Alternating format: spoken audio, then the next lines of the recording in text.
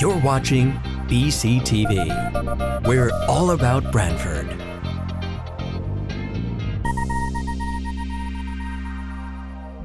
You're watching BCTV, Branford Government Television, a service of Branford Community Television. This program is brought to you in part through the support of the town of Branford.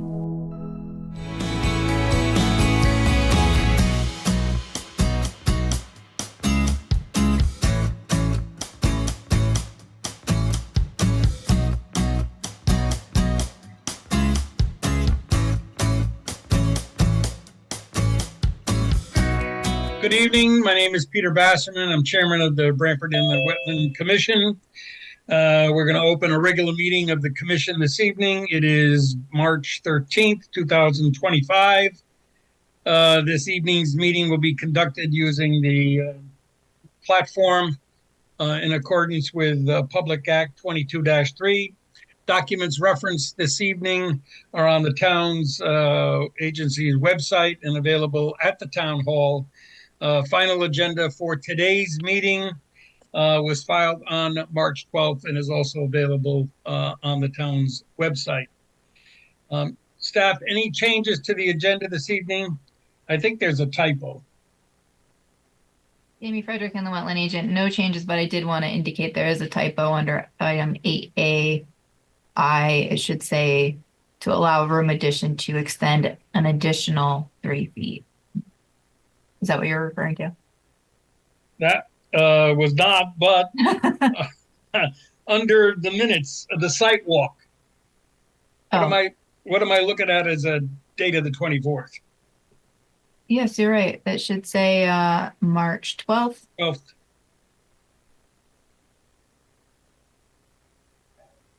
So there's 2 typos.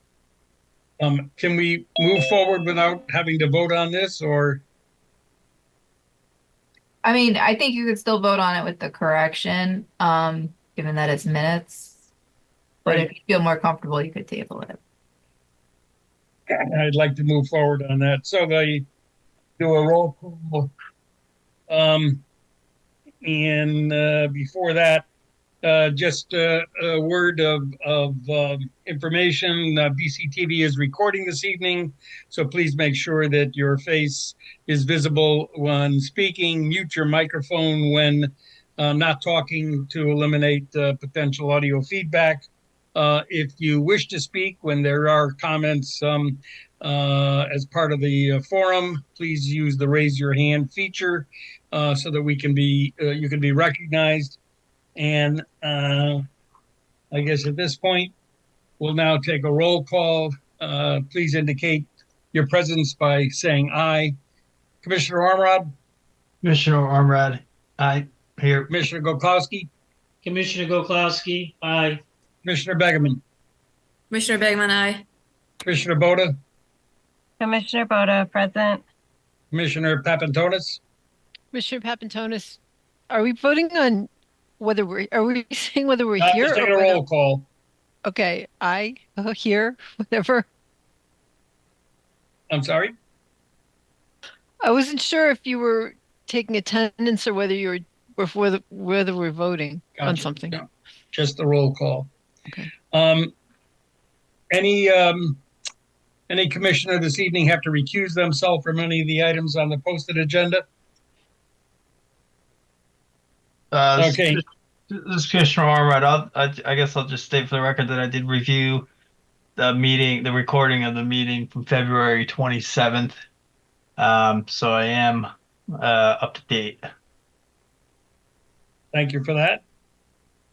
Now we'll do the minutes for approval. We have February 27, 2025, the regular meeting minutes.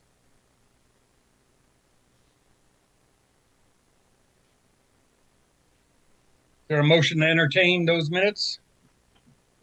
This is Commissioner Goklowski. I put a motion forward to accept the minutes as presented to the commission.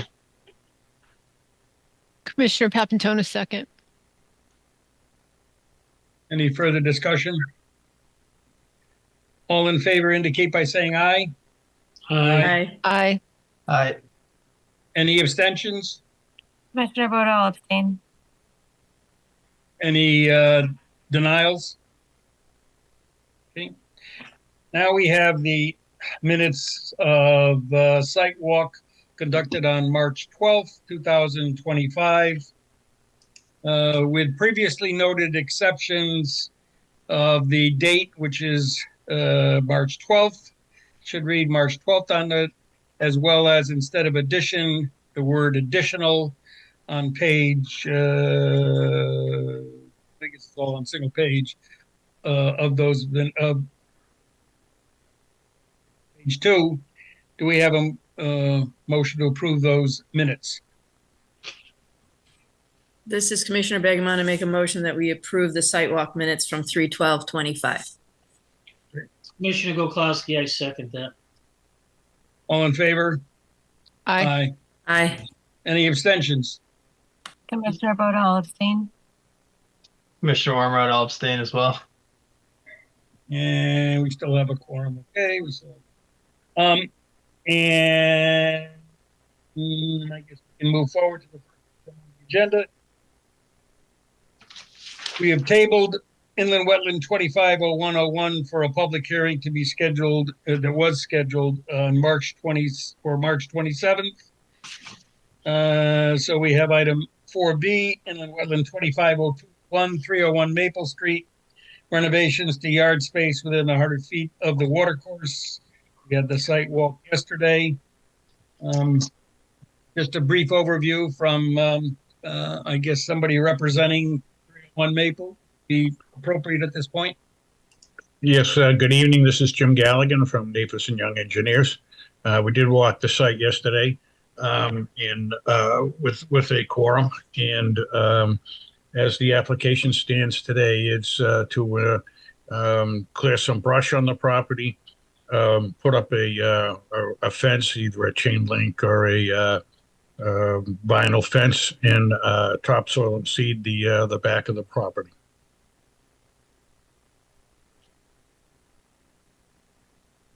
Any additional information, Commissioner Basserman, any additional information since the last meeting provided for this application? Jamie Frederick and the wetland agent. The applicant has submitted a revised site plan since the last meeting. They've submitted a letter commenting on the stability of the bank. And I've also received photos from the applicant and the applicant's engineer, and I've also added sidewalk photos to the file as well, in addition to the 2013 letter that was referenced at the last meeting. Commissioner Basserman, Jamie, can you post that letter regarding the structural integrity of the bank? This is Commissioner Boda. Just logistical question. Are we looking at the file 04B, or are we looking at 05A? We're looking at the 04B, right? Correct. 301 Maple. Yeah, okay. The application. Okay, thank you.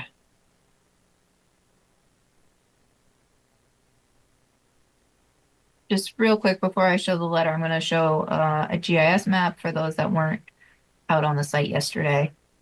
Is everyone seeing that? Yes. Okay. So the property is on the corner of Swift Street and Maple Street. You can see 301 right here. And on the eastern side of the property, there is a water course, which is the area of concern. And so the letter.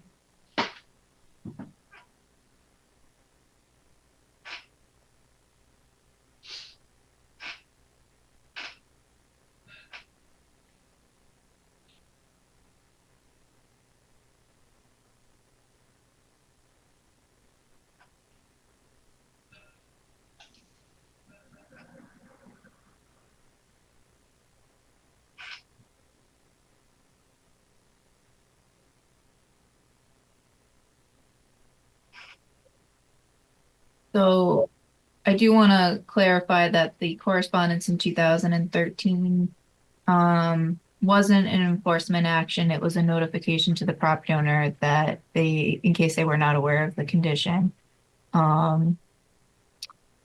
So on the revised site plan that was submitted, there are 3 pictures that the project engineer took of the bank, and the 3 pictures from the in the wetland office filed in 2013. I did compile to try and make it a little bit easier. I kind of tried to group the photos that were of the same section of the bank. So I've got this leaning tree here, which I'm pretty sure is this tree here. And you can kind of see at the end of the wall here, there's a larger concrete block, and that appears to be this block here. And then further up the water course, closer to the head wall, we've got a picture looking straight up, and then a picture looking straight on. So I think this rock here is likely this rock here, and this tree is likely that tree. And you can see the fence that's falling over here and here.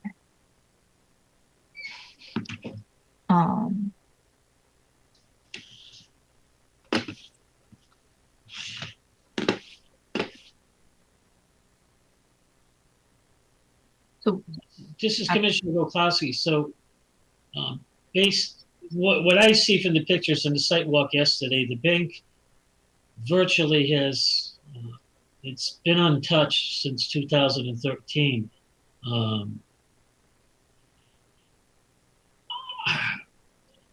I wouldn't want to start messing with it if nothing's going on with it. Jamie Frederick. Jamie Frederick in the wetland agent. I think at this point, the main concern would be whether or not any of the proposed activity is likely to impact the stability of that bank. So I think that's kind of what the letter was submitted to try and address in regards to the discussion that was had at the last meeting. So like I said, back in 2013, there was no enforcement action taken. There was a notification. When the application was originally submitted, the proposed fence was right along the top of the bank. It has since been moved off the top of the bank a little bit. So I think the primary concern would be any impact of, driving in the fence posts, and then any impact from root, the stability that roots are adding to that area based on the understory vegetation that was removed. On that end, I do have a question for the applicant. Is any additional vegetation proposed to be removed in addition to what's already been removed? It's a little bit unclear from the brief narrative that was submitted today. I believe the owner is here, so I think Steve, if you're there, then you should speak. I'm here, and there will be no other vegetation taken out of the property.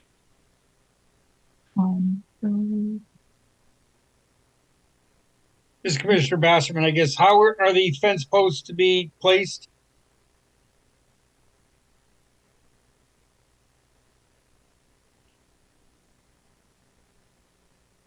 I'm sorry, Mr. Chairman, if you could repeat, please.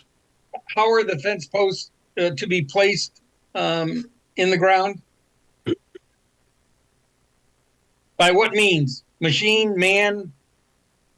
I'll answer that. We're gonna use. We're gonna dig it by hand. We will not use any machines. We will not disrupt any of the bank area close to the river area. We're gonna do it by hand, and we're gonna stay a minimum of at least 10 feet away from the bank. Just for clarification on that, Commissioner Basserman again, that's 10 feet from the bank, as the bank obviously is not straight. It does take a jog.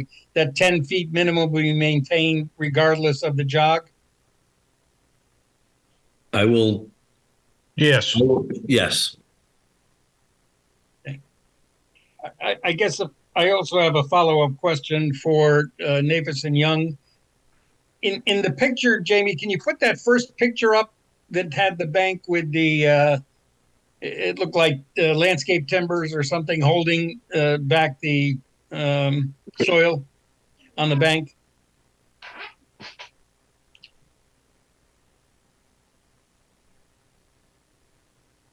Yeah, that. This is a different one, but I think might show it a bit better. Same idea. Yeah, that's fine. I guess my question is, what are the elements of that wall that has given it, in your opinion, the stability over the period 2013 to 2025? Yeah, what you see there is a mix of various stone and concrete that almost look like pillars that are on their side that have been assembled in kind of I'll call it a hodgepodge method. My conclusion was really based on the fact that how little change has happened over the last 12 or 13 years. In addition, the vegetation that has grown, as you can see that one big tree right in the middle of that picture there on the right, adds to the stability of the embankment because of the root system. So I know last meeting, there was a discussion about what if we just kind of spruced it up or built it up. If you touch this at all, the whole thing will come down. As it stands now, it's stable, and it hasn't moved or changed significantly in 13 years. And more than that, at this point, the applicant's not proposing to do any activity in the water course itself. And to continue that discussion, is it just the weight of the timbers and the stone material? I mean, there's no rebar going through those timbers to hold it? No, this is strictly what they call a gravity wall. Mm-hmm. And there's no concern regarding trees that are growing with the root system that might undermine that? Well, I don't think they'll undermine it. They may fortify it more than anything else because of their entanglement into the openings that are between the wall elements. There's no question. There's no denying that this is an ugly looking wall. However, I haven't seen any significant change over time that makes me believe that that anything is migrating or deflecting in this wall. And again, as a follow-up, and you're basing that on a comparison of 2013 photos to a visual inspection done currently? That's correct. Okay.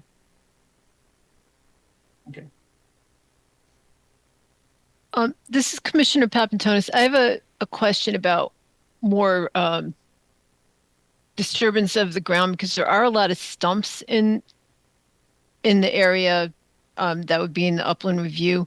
You're not going to grind any of those or anything like that? No. I recommended to Steve, and he agreed that there'll be no stumping whatsoever that you see in his letter here.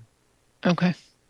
Jamie Frederick and the Wetland agent. This afternoon, I got a brief response stating, after speaking with you today, I wanted to inform you that we will not be removing any stumps on the premises and will be cutting any tree stumps and will.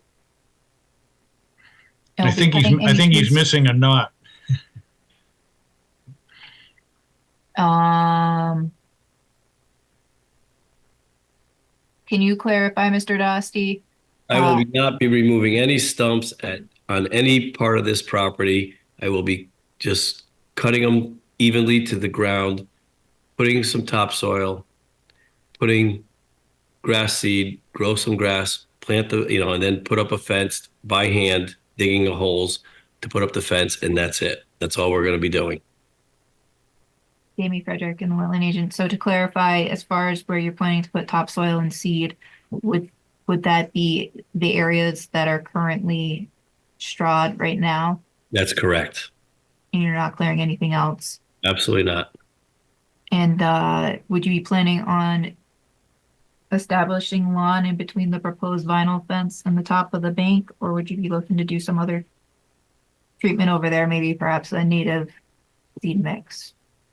I could plant grass from behind the fence to the edge of the river or bank, or I could put plants if you want, but I wasn't planning on doing too much on that part, but I definitely will put topsoil and some grass to control the top of it.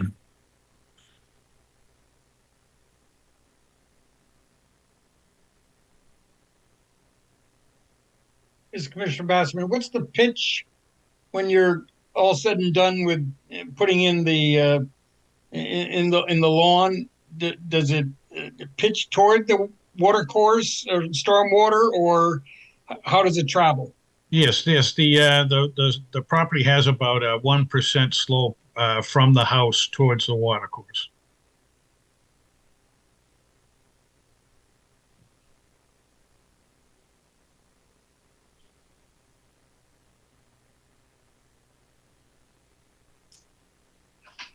This is Commissioner Goklowski. When I walked the property yesterday, I can picture.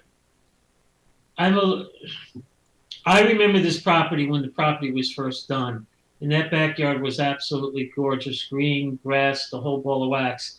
If they're looking to restore it to what it probably used to be, I mean, I think it's a step in the right direction of stabilizing that whole area, stabilizing the bank with the grass growing, to get a better root system going. But I think they're at this stage of the game. What they're proposing to do is probably very smart, and to fix the property. I mean, the property's been decayed for a long time, and at least they're taking the steps, I feel, in the right direction. Mr. Basserman, there was a couple of dead trees along the line where you're going to be putting the fence. Any plans to take down those dead trees, or are we leaving them there? Well, I'm not sure if Steve is planning on taking down the dead trees, but if he does, I recommend that the root system remain.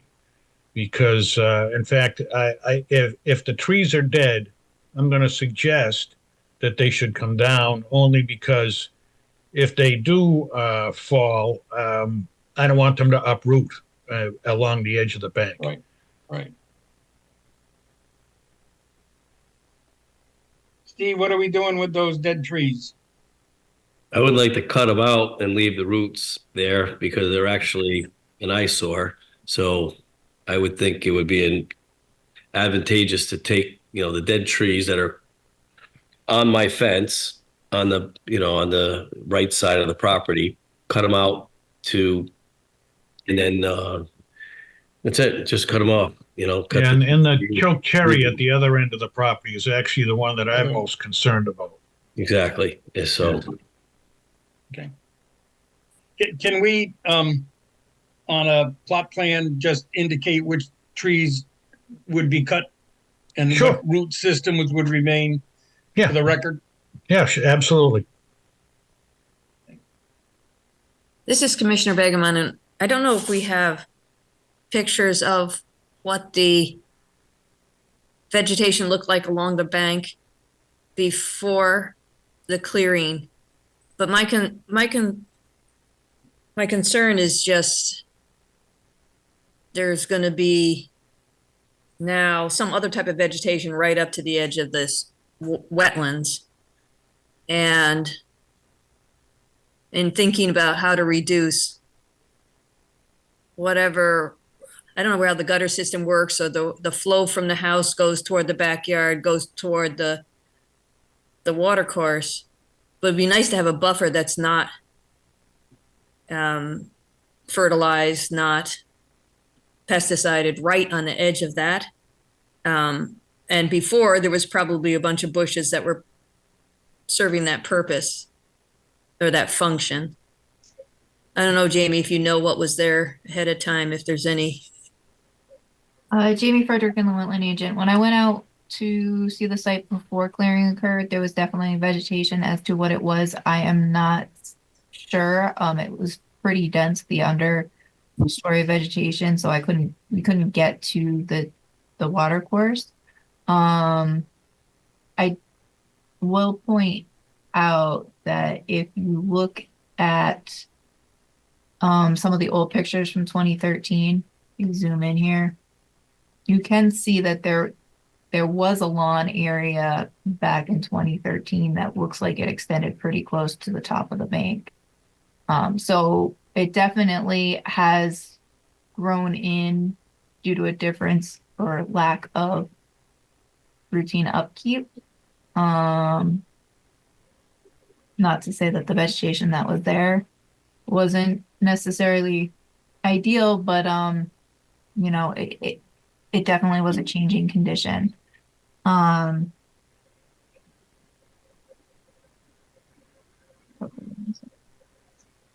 This is Commissioner Gokowski again. As I stated on the site walk last night, I'm familiar with the layout of this property prior to this overgrown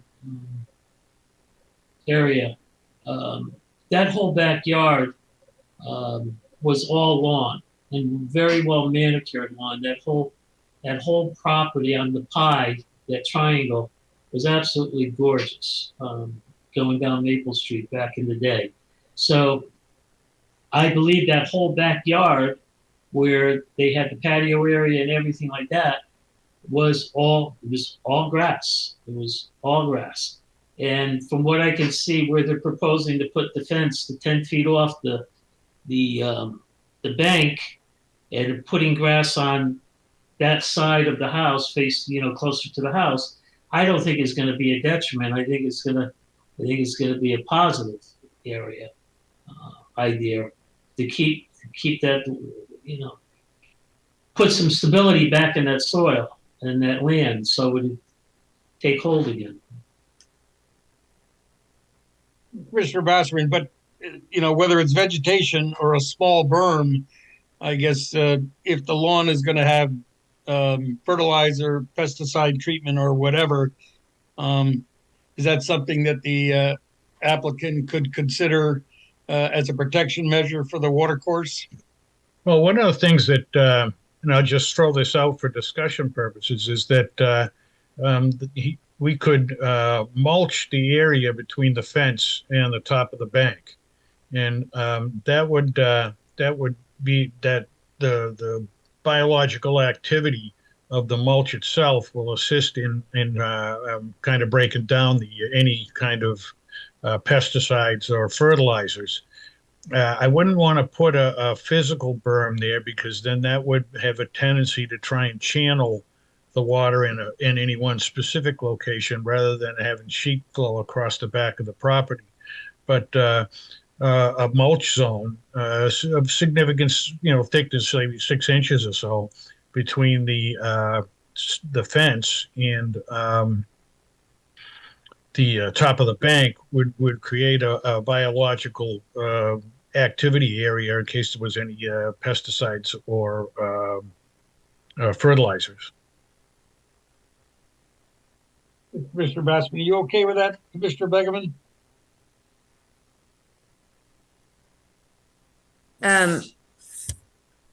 I'm not, don't have the expertise to know what would be better, mulch or plants. And I don't know if the commission generally makes these kind of recommendations. Don't have that kind of experience. It's kind of unique in that the property goes right up to a steep kind of cliff into the water. Yeah, there's no transitional section of the wetlands between the watercourse and the upland review area. This is Mr. Bassman. Jamie, do you have an opinion on what might work here? Jamie Frederick and the wetland agent. So I mean, we don't design projects. Certainly, we'll take, consideration of proposals. To clarify, when you say 6 inches of mulch, do you mean like 6 inches deep over that 10-foot spread, or do you mean like a Yes. six? Yeah. A good 10-foot swath of wood chips, that type of thing. It creates almost a biotreatment type of area. When you have chemicals and pesticides and fertilizers, the wood mass can have a tendency to adsorb and absorb some of the chemicals that are in the runoff.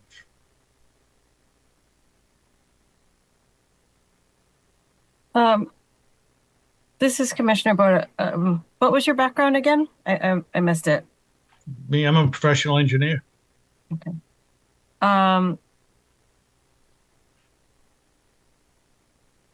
I I see where Commissioner Begeman is coming from, and I tend to have the same curiosity, and I'm wondering if um, you've looked at all to some of the other, because we don't design. We do look to our engineers to design, but I'm wondering if you've looked at any of the other options that revolve more around plantings in the stormwater manual that would rely more on planting, because those synthetic fertilizers and pesticides, we do know, are just detrimental to soil function, soil microbial activity, and so, maybe you get some mitigation from the some wood chips, but if you had something of an exclusion zone prior to that area, and you did some other plantings in a smaller strip, again, this is a thought exchange for you, that may act as another way of ensuring that we maintain soil health, which will ensure that those things that are being added to the lawn do not migrate into that water course, seeing the proximity that we're looking at, because ultimately that's our focus. Well, I'm not sure I'm going to answer your question, but this tonight is the first of addressing this 10-foot strip as far as treatment area. So the answer is no, I have not given Yeah. any consideration because that just came up tonight. Yeah. But it's certainly there are a multitude of options, combination of options. There's a lot of I feel like Deep and Yukon, the Clear program, they did a really nice job putting together some thoughtful options that are accessible to homeowners. They're not particularly expensive or engineering heavy, and certainly maintainable. And so certainly worth looking into. And like I said, maintaining the soil health is going to be important in that particular area. And I do, I just, as we were looking at pictures earlier, I do wonder a little bit. I know that earlier you mentioned that the site is stable, and it looks stable. I was not able to make the site walk. We had parent conferences, so I had a very long day while you all were out at the site walk. I was locked in the public schools from early morning until late in the evening. But I do wonder about scouring underneath, and a 11-year window in terms of geologic time is not really a good sample size. So it's stable for now, but again, in geologic time, that doesn't really, 11 years isn't anything, right? Well, I will agree with that. I think that in the end, the applicant is saying as it sits today, he's not intending to mess with that wall. That's fair. I wouldn't want to mess with it either. I think it makes sense to, maintain as much root structure as possible. Jamie Frederick in the Wetland Legion. I did get a comment from the engineering department. They had suggested potentially looking at putting a gate in the fence so that access to that 10-foot strip would be available for a maintenance and or routine inspections, so the property owner can kind of keep an eye on the condition and remain confident that it's not changing and that nothing would need to happen with that bank, assuming that that's how the commission decides. Yeah, that's very doable, Jamie. I do think that having some sort of vegetation added back in would help keep some active roots. I guess my concern, and I would say it's not terribly educated, and it is a concern, not a opinion, but I'd be a little bit concerned that the addition of 6 inches of mulch would just kind of help potentially speed up decomposition. So I think by adding some plant material in there, whether it's shrubs or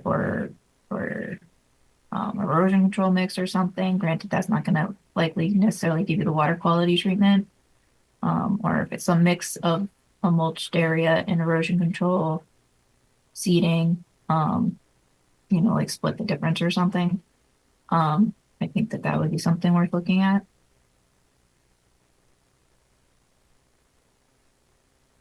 Some of those erosion control meadowy kind of mix, they are quite beautiful and they only need to be mowed once a year, twice a year, and they are quite pretty.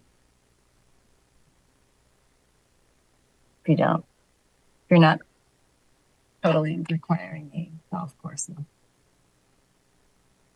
One other question I had is there's only one driveway shown on the site plan. Are you proposing to maintain a driveway off of Swift Street and Maple Street? Yes, I am. It's actually not shown here, but there is a concrete driveway that goes from Maple Street to Swift Street. It goes right across, and obviously you see the concrete walkway. So it does go from, both sides. It just goes. It's there. It's just not on the plan. Is there anything else that is there that's not on the plan that you can think of? Mhm. This is the deck as it is today, correct? Yes, that's correct. Yes. Yep. Yeah. This is Commissioner Basserman. So are we at the point where the applicant and his professional engineer will look at providing some kind of strip along the fence to hopefully with vegetation, hopefully to minimize, eliminate the movement of fertilizer, pesticides from the lawn into the water course. And we view that at the next regularly scheduled meeting of the commission. Yes. Yes. This is Commissioner Begman. There was also some, I know you have to stop because of notice of violation, but there was like a tractor in the back near the water and plastic, and there was some other debris. What is the intention of further cleaning up of the yard? Is there any? Well, that's the only tractor left out of a dozen that were removed. So yes, it's all of the debris in the back will be removed. Amy Frederick and the wetland agent. When they had first cleared I told them they might want to have somebody look at that wall before they move that tractor based on its proximity and not knowing the stability of it and knowing that there was documentation from 10 years ago concerned about the stability of that bank. So I would say unless the commissioners have any concerns with that tractor being removed at this point, if they're feeling confident that the bank is stable enough to move it, I'd say it could be removed if they want. For those of you that weren't on the site, I don't know. Yeah. Here it is. Yeah, this is Commissioner Goklowski. I was kind of surprised to see that tractor sitting there, but the owner described after he was told not to touch anything, he just left it there. So he did exactly what we told him to do, I guess. So, but yeah, there's a couple things over there that need to be cleaned up, and they're trying to clean up the property. Okay. I So guess is there I think anything it's safe. else? I think it's safe to say that any non-natural materials that are back, especially in this particular photo, will be taken out. thank you. Is there anything else? Jamie, you that had a comment?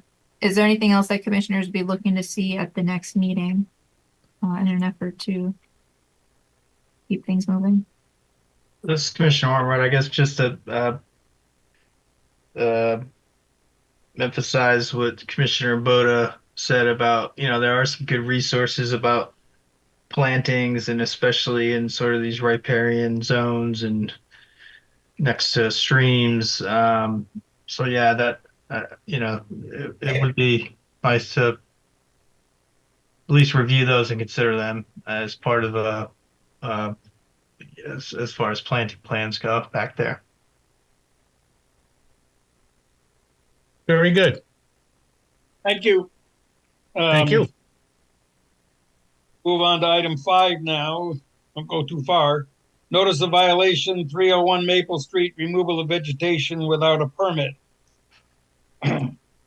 Amy Frederick and the wetland agent, I'd recommend continuing as well to the March 27th meeting. And usually the commission You need a motion? notice the violation. I'm sorry? You need a motion? No, I don't. I think we can just state and have a general consensus. Unless there's any concerns that the property owner would like to raise. All I'm good. right. This is Commissioner Basser. Jamie, I guess question in the NOV, is there anything regarding the NOV that was not discussed when we talked about the item inland wetland 250201?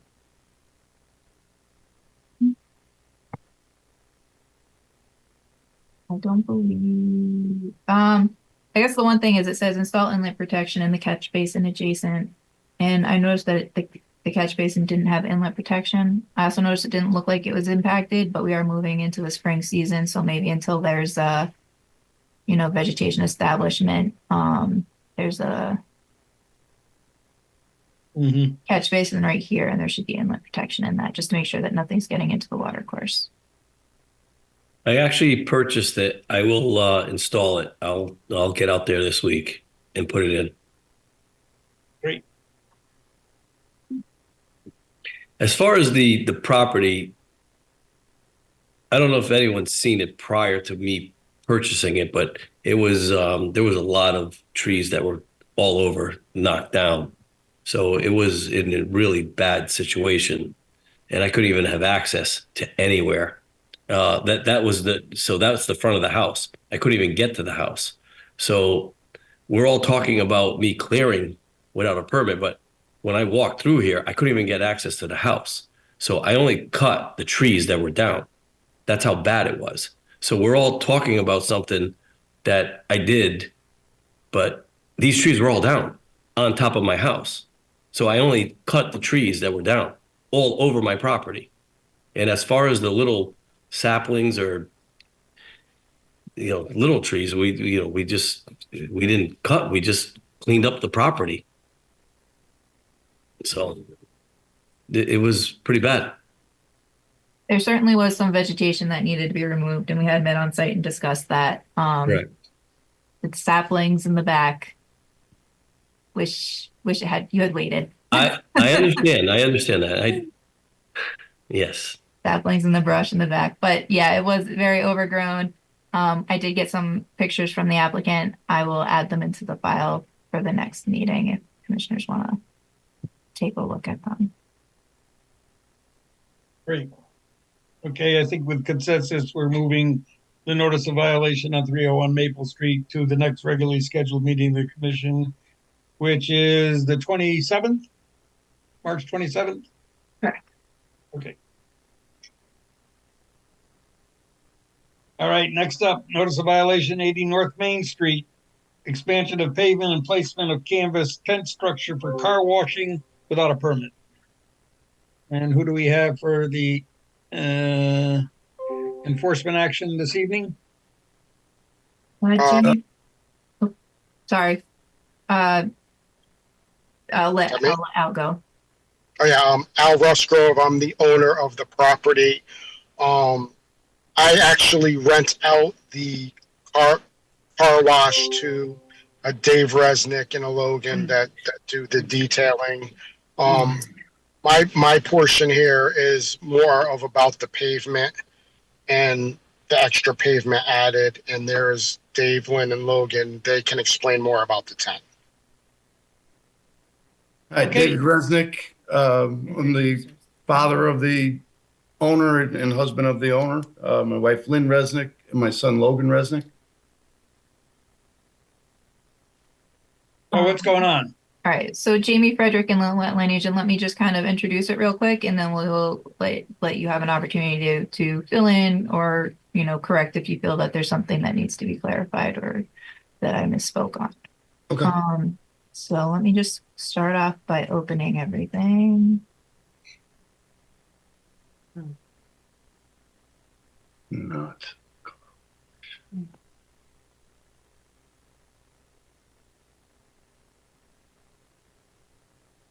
So this came to my attention. I was out of the office and the zoning enforcement officer, I believe it started because of some non-compliant stairs that needed to be addressed. And when that was being addressed, they became aware that there was a tent on the property that didn't have a permit.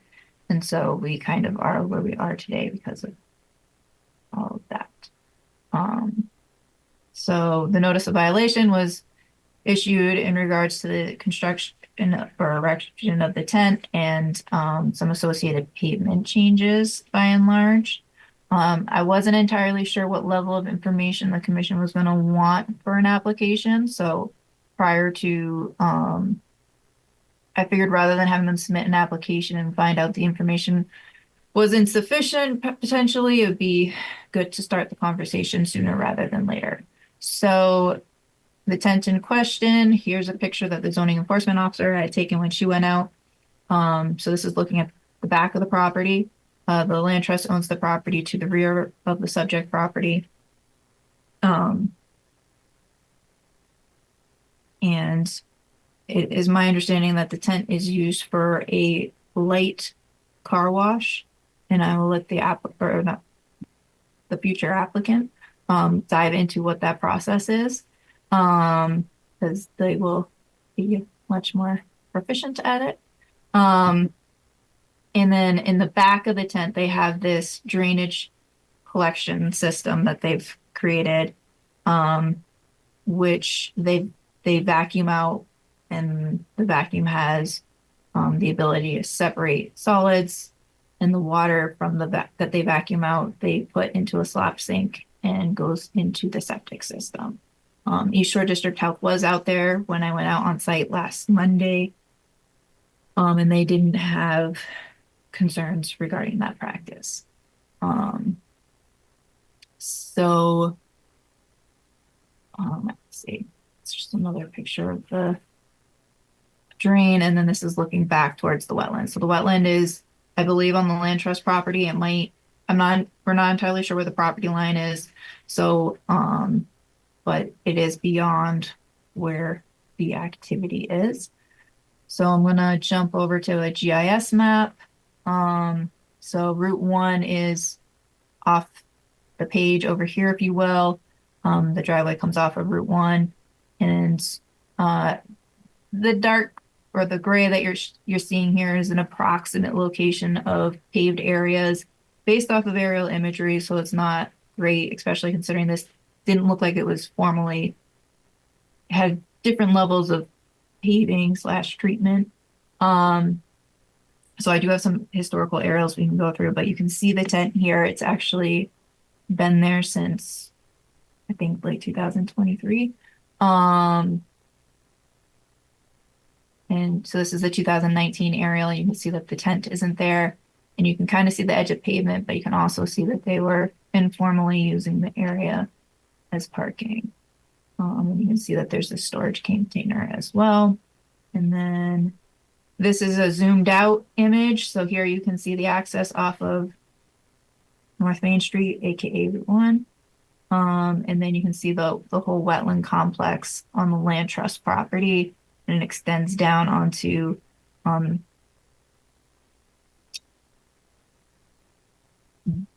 this property down here, which I believe is the property where the commission recently got a car wash application. So you can see the wetland delineation on that southern property.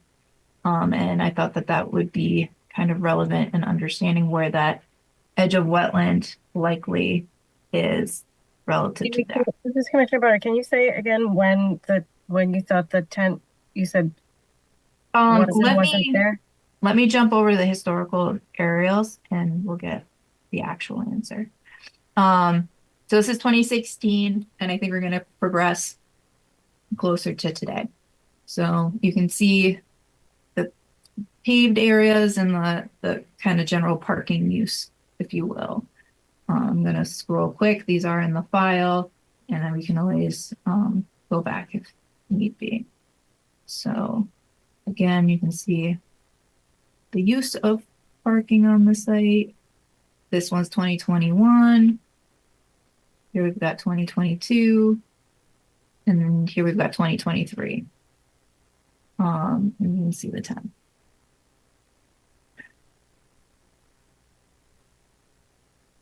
This one is 2024, 2025. So, Mr. Commissioner Bassman, the yellow lines an approximate property line, Jamie, or what are they? yeah, so those are approximate parcel boundaries. They can be off by quite a bit. Yeah. So okay. I wouldn't trust it to be the property line. I do know that the property owner is investigating the property line location, and I believe I know he was looking to have the property boundary staked out. It looks like he's got his hand raised and would like to add some more. May I talk? Yeah. Certainly. So basically, one of the reasons like I'm more here tonight is yes, I purchased the property in 2017.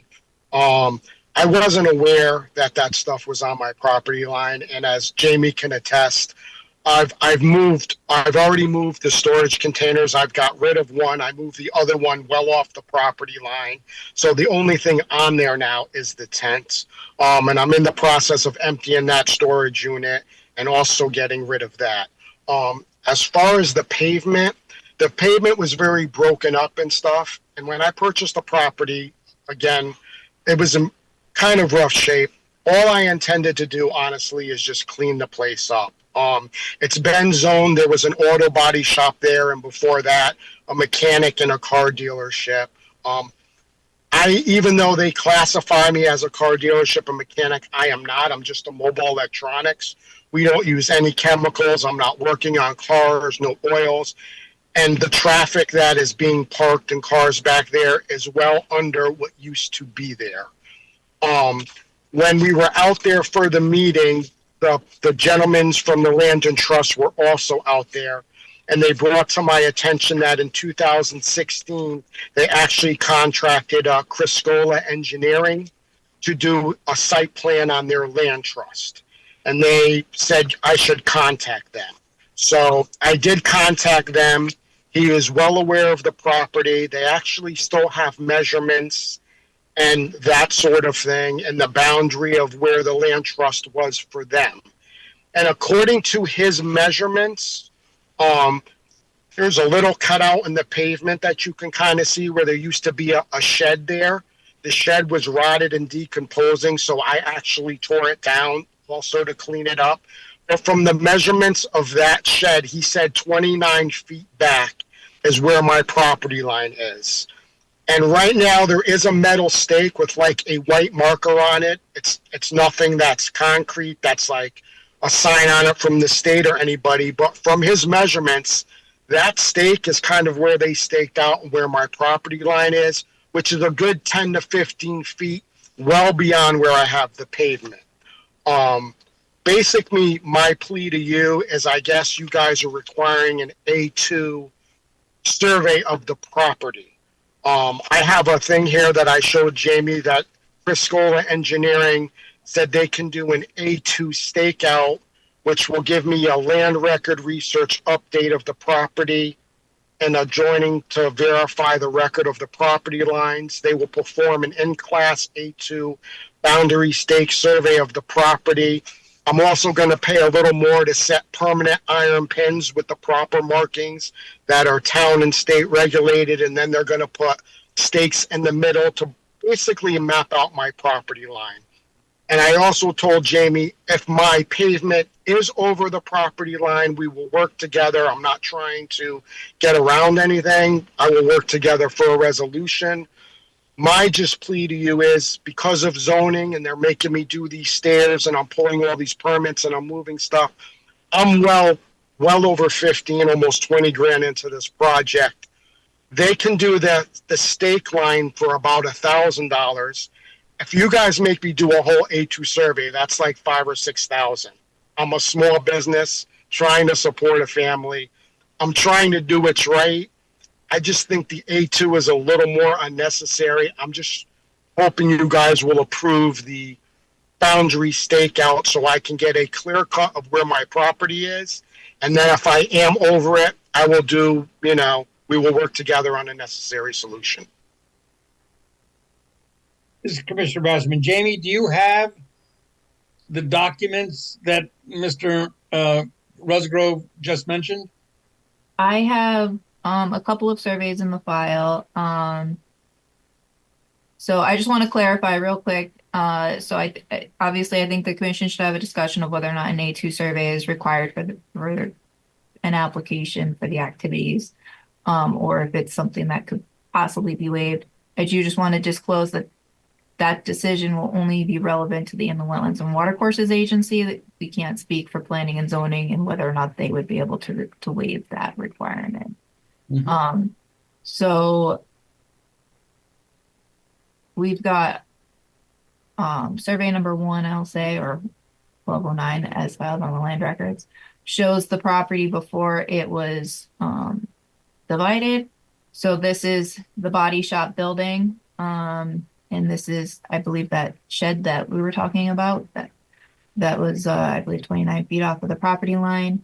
And then back here is what is now the Branford Land Trust property. Scrolling down to 1730, we've got the subject property split off into what its current day configuration is. So this is the auto body building. And again, this is current day Branford Land Trust property. And then this is the 2016 survey that was being discussed, showing of the Branford Land Trust property. And the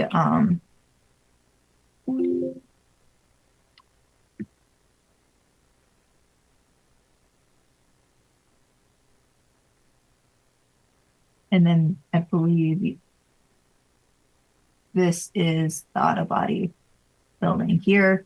And again, that shed. So if you were to measure based off of the survey and the GIS, that rear property line doesn't line up. So I definitely think that having at least the boundary marked out would be helpful in knowing exactly where that property boundary is. I think that before we get too far ahead of ourselves, I think the commission's probably gonna want to hear some information from detailants about what their operation in the tent is. I think considerations as far as a site plan would be, what information would you need to be able to make a decision? You need a A2 survey showing what the impervious area is, the extent. Would you be looking for stormwater management? Would maybe a vegetative buffer along that rear of the pavement area formalizing, kind of what has historically been used as a parking area, potentially acceptable. I think these are the things that are, the things that pop up into my head. This is Commissioner Basserman. Jamie, is the tent on the existing paved area? Yes. Yeah, so the tent is on the paved area. I believe it's where the paved area has been extended. So you can see the edge of pavement here. You can it looks like something was here previously. That's where that storage trailer was. It has been relocated closer to the auto body building. There is a small shed behind the tent, which they use to store their equipment when it's not in use.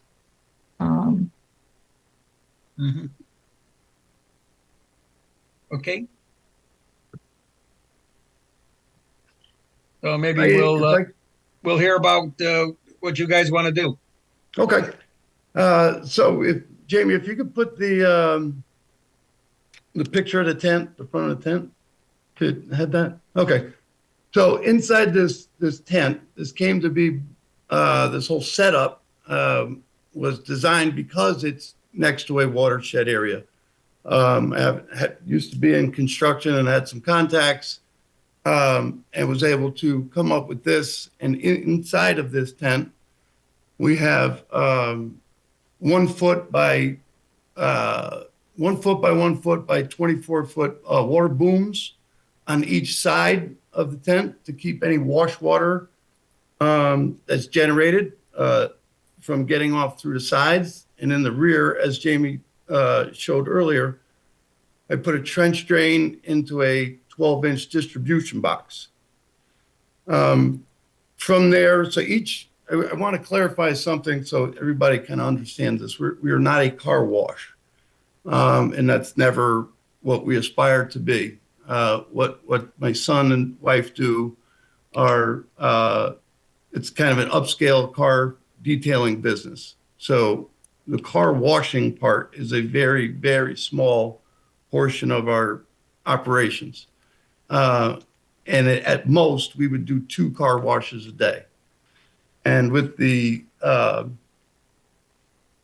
high-end pressure washer and spray lance, which is kind of the spray gun you spray the cars with, and a certain tip, it reduces the water consumption greatly to the amount of 5 to 7 gallons max per car. And on his best day, because he's doing such specialized operations, 2 cars would be the most he would do in a day. So it's generating anywhere from 10 to 15 gallons of water a day. And I don't know if you have a picture of that Hotsy vacuum, Jamie. I don't, but I do have the manual. Okay. So in addition to the tent and water booms and whatnot, we purchased his vacuum. It's very expensive, $2,000, which is a vacuum, which also has a sump pump inside of it. So the vacuum can hold, I think it's 75 gallons. So it's vacuumed up with that gray hose that Jamie showed, which is a 2-inch hose. And then it has a spigot off the side, which we attach a garden hose, 3/4-inch garden hose, and we wheel this, it has wheels, and we wheel this inside the building to a slop sink. So the vacuum has a 2-stage grit separator, so all solids are captured. It's a pretty amazing system. And we dispose of solids through the garbage. So we're about $6,000 to $8,000 into just trying to ensure that we don't, pollute the environment. My stepmother was part of president of Land Trust for years, and kind of was always at the dinner table, the environment. And she's a lifelong resident of Branford. She knew exactly where we were doing it, and she was one of the proponents of me going above and beyond to establish this kind of procedure when I thought it was kind of overkill. But I'm hoping, we're a very small business. As you can see, it's a mother and son owned business. And we just came off a winter of, 2 months of no business. So when I was told that we might need to do an A2 survey of the property for a business that is barely staying alive, was really a shock. And we're praying that you will favor in granting us a waiver of needing to incur that type of expense for a small little business. But I'll let my wife and my son speak on the business, as to the health of the business and where we're at. Yeah, I think just to reiterate, when we took on this endeavor almost 2 years ago, we really decided that we definitely wanted to set ourselves apart from a car wash. And I know that you all have probably seen there's been a lot popping up all over the place, and we wanted to really separate ourselves from that. And the name of the detailant salon is actually based on the lance that we use in the shop, in the shed, as David had mentioned, to cut down the water. But Logan can attest to the type of cars he brings in and the minimal use of the water. And really, we have it down to a fine science in terms of what we want to get accomplished every day. And that includes environmental, satisfied customers, and also do what's right within the town. We're a member of Chamber of Commerce. Oh, we are. We're a member of the Chamber of Commerce, and we're just trying to get off the ground in Branford. We've been in Branford personally with family for a long time, and now we were happy to come in with our business in town. So, This Commissioner Bassman, question: What are, other than water, what chemicals are used in the facility? So for chemicals in the wash bay itself, in the tent, it's only going to be one car soap, which we do have the SDS for. It's not MSDS. Yeah. MSDS. It's not really. Do we have that? Oh, we do have that. Okay, perfect. So yeah, so it's out of. He was right. The SDS is right. We don't call them MSDS anymore. Well, what do I know? Yeah, what do I know? Wow. MSDS that changed. How to date yourself without dating yourself. good job, Luke. So yeah, so this was choosing this as my car soap to use in there was not like kind of like he said, a lot of thought went into this. It's not, I can tell you, it's definitely not a cheap car soap. A lot of cars biodegradable, right? Yeah, so it's biodegradable. Out of all car soaps out there, this was definitely my best option, for the environment. For the environment, for what we're using it for. Also, nothing's going into the environment directly. I want to reiterate that. So I'd also, if there'd be another meeting, or at the very least, I'd welcome anyone on the board, anyone to come see in person or view pictures of the wash setup and the tent itself, on how we actually have, on top of those water booms, we also have essentially a catch. So all of that say any overspray, even water, clean water, if you will, isn't going to get out from there. All of it is captured. All of it's done, captured, vacuumed up, taken out of there, even, everything in the buckets, everything. And all the bulk of this is jobs are done inside a facility, underneath the stereo works, so inside the building. Yes. So it's more high-end buffing, stripping of paint, polishing, interiors, odor elimination, steam cleaning. Yeah. So, like I said, it's a really tiny piece of the operation is there. And we even hate to say car wash, because it's, if we had our druthers, we would not even do the washing itself. We would do the rest of the detailing. And only that soap is used in all of the detailing, or are there other products that you're using to do that detailing? In the shed, in that shed area, it's this one product. So in terms of anything that's done outdoors, that is the only chemical that is introduced out there. Nothing is, it's not even, introduced, if you will. That is the only one that's used there, and it's contained everything within the wash bay. But in terms of chemicals that I use detailing, obviously there's waxes and things that I use separately. That's all done within the bay. It's all done inside. No, nothing, Can seep into the ground. No seeps away. drains, no anything. So There's no water. we spent $5,000 on a floor for the shop. It's a polyaspartic floor, so nothing could seep through it. Yeah, it's not There's nothing. uncoated concrete. And then also, for the record, rags are all brought home and washed at our house in Prospect. And just a clarification question. You said that the garden hose from that vacuum enters into the slop sink, Yes. and then the drain from the slop sink goes where? To the septic system? Which East Shore did, what, as Jamie did say, they were at that meeting with us, which they did not have an issue as those solids were being cleared out from there. They said there's no issue from that. And is the drain in the rear that Jamie had the picture of, is that part and parcel of this tent system, or is that something that was appliqued for this tent system? That was applied by us. We tried to figure something out to capture the water that would not pull up so he was standing in water while he's washing. We initially tried a tarp, which ended up, you're in ankle deep water if he didn't drain them all, vacuum them up. So we came up with this drain to get it outside of there, and so we can vacuum it up nice and cleanly. Amy Frederick in the wetland agent. In the back, you can see one of the booms they were talking Water about booms. earlier, the wattles to help keep the water draining to the rear of the tent. They have one on each side.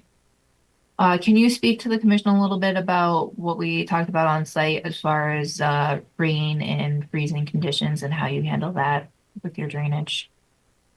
I couldn't hear that. Can you speak a bit about how you handle rain and freezing conditions with your drainage? Like we talked Well, about with on freezing site? conditions, we make sure at night we drain it out. Make sure anything, even rainwater, is out of it. So in case it, freezes over. We've had a few nights where it did freeze, but I have a pond heater. So we have a koi pond at home. So if it was really inclement, very, very cold, which we had a few, I can put a pond heater inside of that 12 by 12 box and keep that, at least liquid enough so we can vacuum it up. As far as rain comes, we try and divert any water so it doesn't pass through the shop and go into the drain and potentially rinse anything out. We try and keep everything separate. Also, at this moment, we're still working on blocking all, rainwater, which is not, a big area, but just from even entering the tent completely. Because as of right now, any rainwater that comes in there, we're just, presuming obviously as ours, and we're just going to take care of it, as we should, as if it was wash water out of a gun, if you will. So we're looking to 100% block any snow runoff, water runoff, anything, from coming in. Obviously, it makes my day-to-day longer dealing with it. As well as, like Jamie said, with the ice, the runoff will continue to fill that up, So when I do have the ice, we do have to maintain that and keep the ice melted, if that happens on the rare occasion, like we said on the few times that it was full of runoff and it did freeze. We had a block of ice that we did have to thaw out, and it definitely is very time consuming, but it's something that I'm willing to do to operate. Commissioner Bassman, any other commissioner have questions about the operation itself? Not really. This is Commissioner Goklowski. just one point of interest as far as an A2 survey is concerned.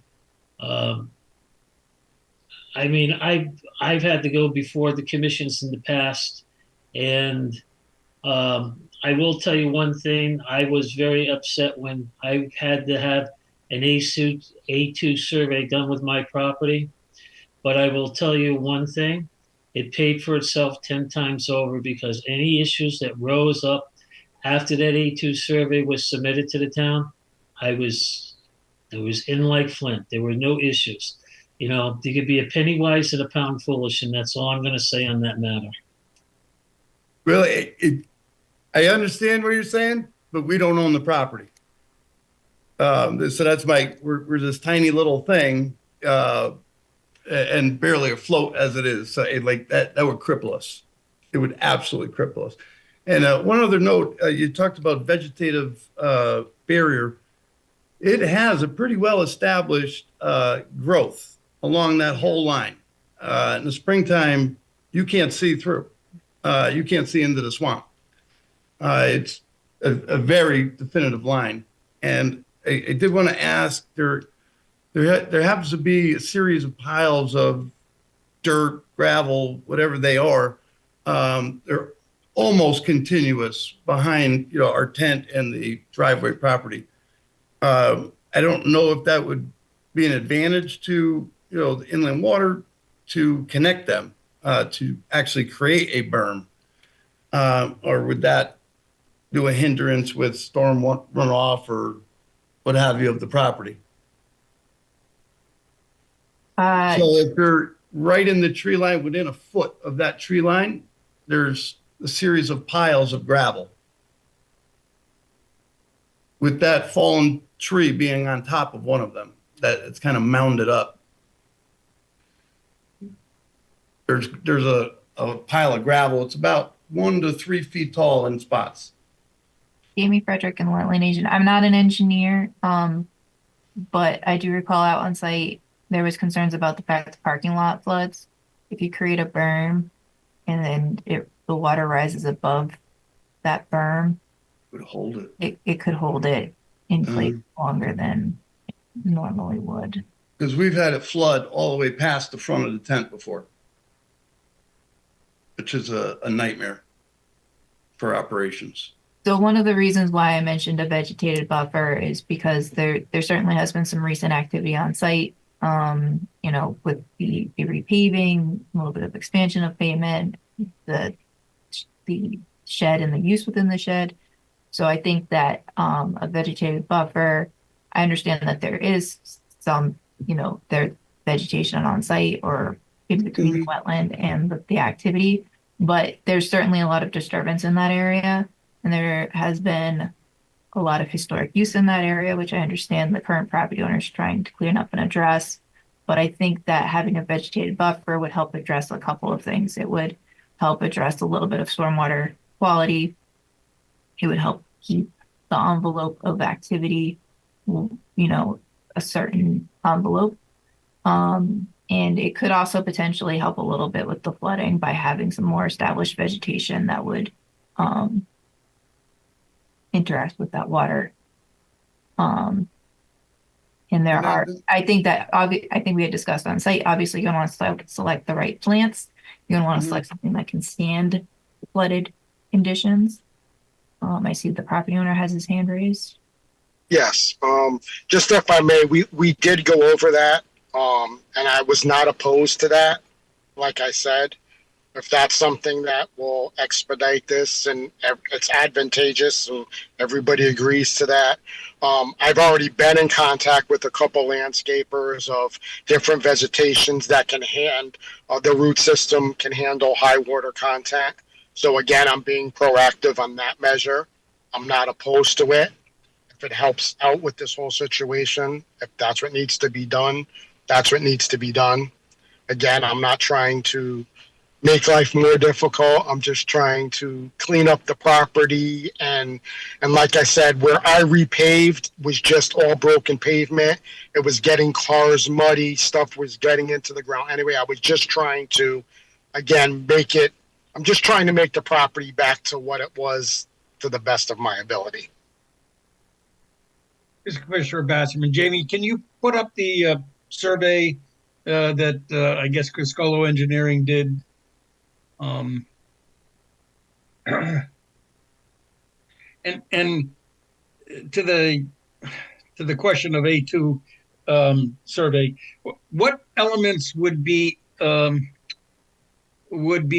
with the A2 that we don't see on this drawing?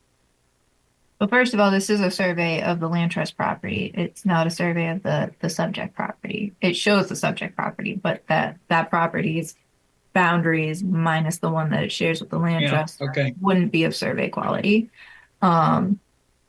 necessarily anyways. So I do see that Bill Horn has his hand raised, but I'll try to address your question and then we can jump over. So it would give, meets and bounds of the property. It would show the existing conditions. So like we said, that shed's already been removed. That was on the old survey. We jump back over here. Oh, actually, it's not on this one. It would show the extent of existing pavement. So you would have an impervious calculation. Wetlands doesn't have an impervious requirement or limit. Planning and zoning does, but a lot of times in the wetlands, we'll look at it from a stormwater quality, stormwater management standpoint. And, if you were looking for formal stormwater management, that would be shown on there. A lot of times you'll have formal parking areas. This is an older site. I don't know that it ever really had formal parking. And that's, again, getting kind of into planning and zoning and whether or not that would be a waivable requirement on their end. Unfortunately, we don't have a town planner or an assistant town planner at this moment. So I'm not sure how quickly the property and business owners will get a solid answer on that. The default requirement is an A2 survey, and I think it's a lot less likely to get waived on the planning and zoning side of things. But obviously, I can't speak for planning and zoning.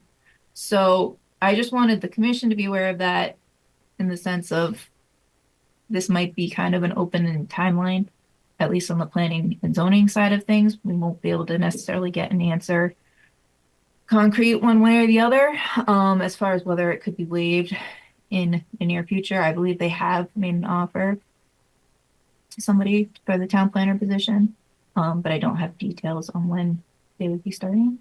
So while you guys digest that, I guess we'll see what Bill Horn has to say. Just a little history on the Criscolo survey. When the land trust acquired the property in 2010, I think, not 2016, we engaged Criscolo to provide us with a survey. The owners, the property had been in the same family since sometime in the mid 1860s, when David Sliney and Gurdon Brown, and an owner went out and basically marked out by blazing trees where the boundary was. So what we were told that Criscolo did was to go back through the land records and find as many surveys and deeds as they could that would indicate where the boundaries of the adjoining properties were, do a survey based on that, and we got what was on the inside of that line. I'll point out that there are some pipes that are called out in the survey. On the far side of the condo development, which is just to the southwest of the property here, 80 North Main Street, and then at the corner of the land trust property. So there are markers there that have been determined by an A2 survey that they could measure off of. Yeah, so Jamie Frederick and the wetland agent, to clarify, this property boundary would be of A2 survey quality. It's these side property lines that wouldn't necessarily.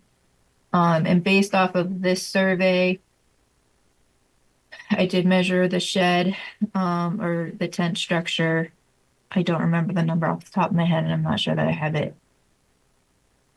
written down, but based on the infield measurement from the rear corner of this structure to the rear corner of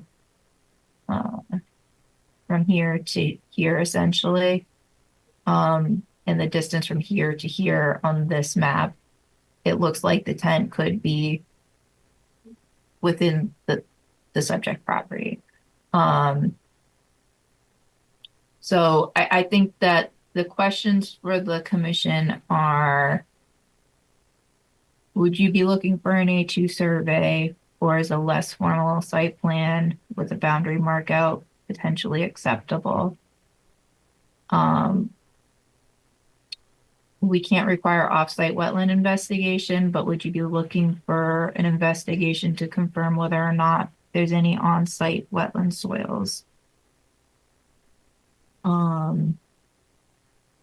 This is Commissioner Bassman. Jamie, A2 survey, is that a classification, and are there other classifications of surveys that could be appropriate here?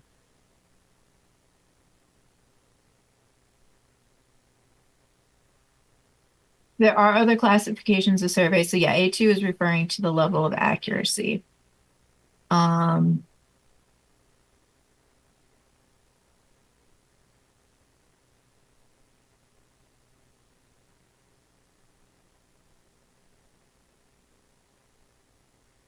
This is I mean, that's kind of up for the commission to determine. So I mean, I would imagine the commission is going to want some sort of site plan showing right the existing conditions. So I guess alternatively, whether a sketch of where the tent structure is and approximate limits of pavement is acceptable, or I mean, there's a Class D survey, which is done by a surveyor, but is not of, it doesn't necessarily require any research. It also doesn't have any specified level of accuracy to it. So I'm not sure. And no soil, no soil assessment? Soils assessment would be separate. So yeah, I think the key boxes I have are survey, property boundary, wetland assessment, stormwater management, and maybe in tangent with that, planting or some sort of boundary to make sure that, especially if you are considering waiving a survey requirement, to make sure that there's no, help it reduce any chances of change over time. So that what you're agreeing upon now would be a little bit more codified in some.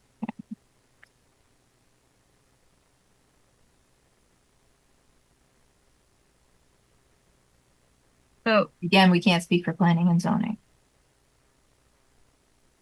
So this is Commissioner Boda. I think part of the driver for the A2 is, and for anything, right, is always with the function of it is to ensure that we are protecting wetlands. Like that is always the underpinning of any reason why we would do anything.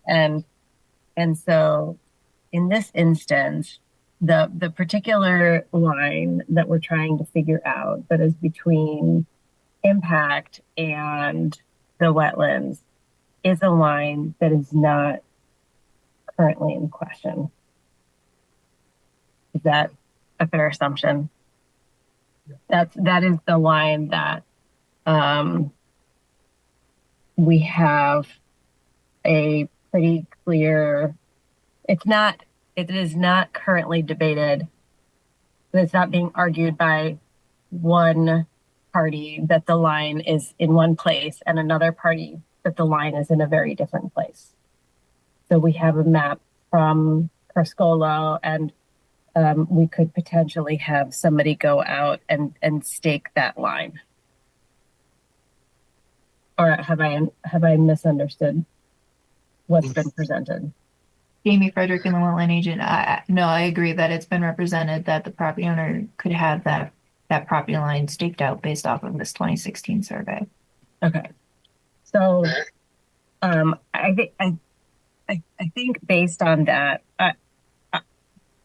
again, I agree with you, Jamie. We cannot speak for planning and zoning, and they very well have you do an A2 survey.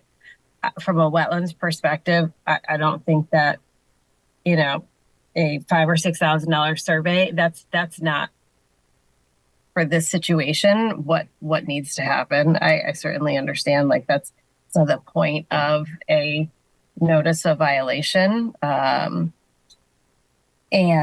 the infraction doesn't rise to that level of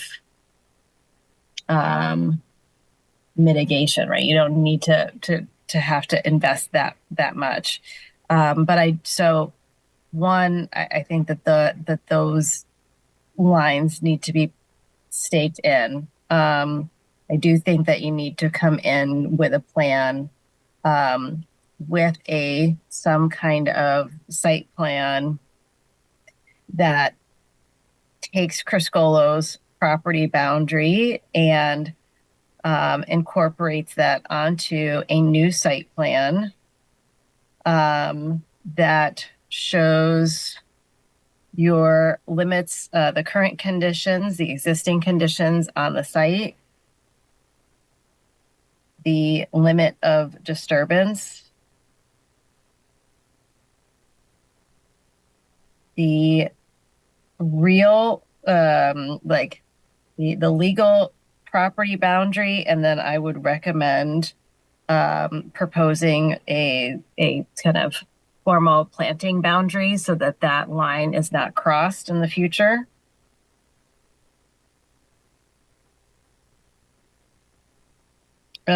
Do we, and then I may have missed it in the beginning. Do we know the distance between where the activity was and the wetland itself? Jamie Frederick and the wetland agent.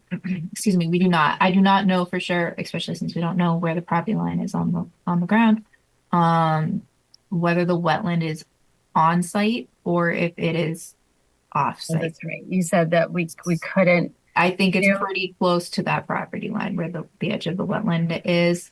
So again, I'll jump over to the GIS map. So I unfortunately don't have. We can't. Labels. It's the land trust property. The land trust property. So yeah, the wetland line is probably fairly close to the property line between the land trust property and 80 North Main Street. So the commission would be within their rights, if you want to request a wetland delineation of 80 North Main Street. And it might be that there are no wetlands on the subject property. They're all on the adjacent property.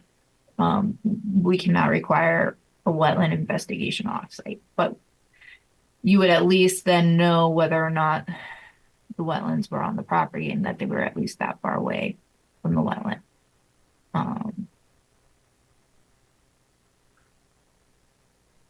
May I? Yeah. May I speak? Yeah. Just so you know, just say your name for the record. Sorry. Al Rusgrove, owner of 80 North Main Street. Talking to Mr. Criscola, he is not only doing the stakeout, he is going to do a sketch, a site plan. And he said he'll even go a little above and beyond, and I'll pay a little more for it, that he will actually mark where the concrete is as adjacent and how far it is either over my property or within my property. He will measure it. Who are you talking to? Are you talking to Jim Peretti? I'm talking to all of you about the Criscola, the engineering, about the stake survey I'm going to have done, the A2 stake survey. Okay, I'm sorry, but you're talking to Mr. Peretti or Criscola Engineering? I'm talking to Criscola Engineering. He is going to provide that to you guys. I am going to have a site plan done. Like, he is going to have a drawing, a sketch. He's going to measure how far the pavement is either God forbid it's over my property line or within my property line and how far it is from the actual soil. He's going to put all those measurements and have all that stuff on a drawing and a site plan for you. And just to reiterate, like you were saying, like an A2 survey, I agree it would be beneficial, but that's a survey of the whole property. I mean, most of the stuff in question is this back line of the property. And I am doing an A2, even though it's a stake, it's still A2 survey quality, which is the most accurate. So I am paying to make a clear-cut property line so everybody knows exactly where their property begins and ends, so we can have a clear understanding on if I am over it or if I am not.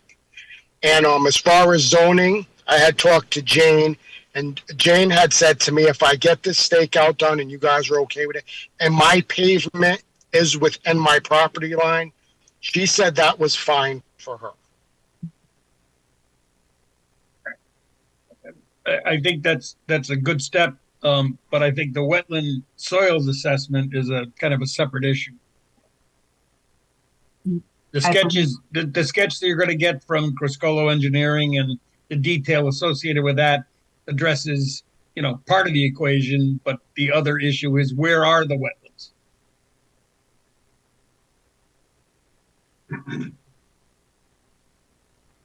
So this is Commissioner Basserman. Commissioner Boda, would you add, a soils assessment by a qualified wetland scientist to the information you're looking for? Yeah, we can certainly do that. I don't think that's out of bounds.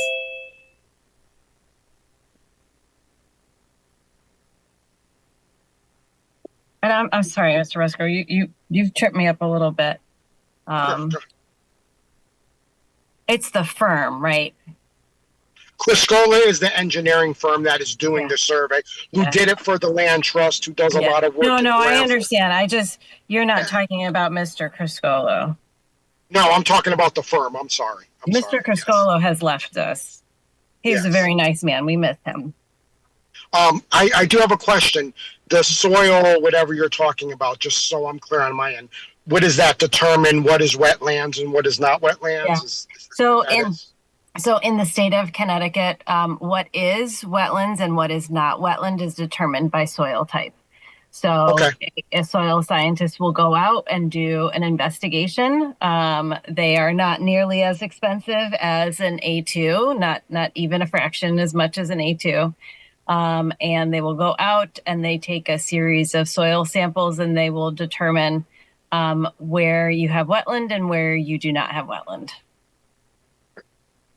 Jamie Frederick, inland wetland agent. I can give you a list of wetland scientists. However, I also know that Criscolo Engineering has a wetland scientist that they can provide. So let me know if you want the list or if you want to go through Criscolo for that. This is Commissioner Basserman. Jamie, you had 4 points. I think one of them was stormwater management. Was that one of your 4? Yeah. So for the purposes of the site plan that you're looking for, would the commission be looking for formal stormwater management? Or I know that Commissioner Boda mentioned having a planting boundary. Would that be an acceptable balance with the change in activity on the site for the commission?